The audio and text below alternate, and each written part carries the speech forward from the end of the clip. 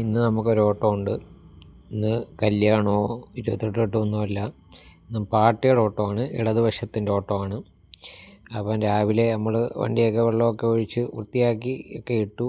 അപ്പോൾ അങ്ങോട്ട് പോകാനുള്ള 9:30 ആകുമ്പോഴത്തേക്ക് കൊടുത്താൽ മതിയെന്ന് പറഞ്ഞു. വിളിച്ച് നേരത്തെ പോയി. അപ്പോൾ അങ്ങനെ പോകുന്ന വഴിയാണ്.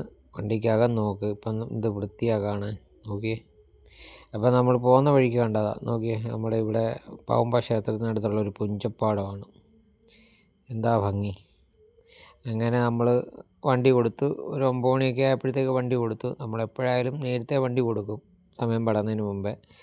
ഇത് പാവുമ്പ ക്ഷേത്രത്തിൽ ഇപ്പോൾ ഉത്സവം നടക്കുകയാണ്. അപ്പം ഇതാണ് പാവുമ്പ ശിവക്ഷേത്രമാണ്. ഇവിടെ ശിവനും പാർവതിയും ഉണ്ട്. അങ്ങനെ നമ്മൾ പാർട്ടിയുടെ കൊടിയൊക്കെ കെട്ടി ആൾക്കാരൊക്കെ കയറി അവിടുന്ന് നമ്മൾ വിട്ടു.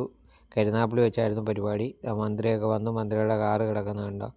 അപ്പോൾ അങ്ങനെ ഞങ്ങൾ കുറേ വണ്ടിക്കാരൊക്കെ ഉണ്ട്. അങ്ങനെ ഞാൻ വണ്ടിക്കകത്തിരുന്നു, പത്രമൊക്കെ വായിച്ചുകൊണ്ടിരുന്നു. അങ്ങനെ ഇരിക്കുന്ന സമയത്ത് ഇടയ്ക്കിടയ്ക്ക് ഇങ്ങനെ വിശപ്പിങ്ങനെ വന്നു തുടങ്ങി. കല്യാണമായിരുന്നെങ്കിൽ നമുക്ക് എവിടുന്നേലുമൊക്കെ ആഹാരം കിട്ടുമെന്നറിയാം.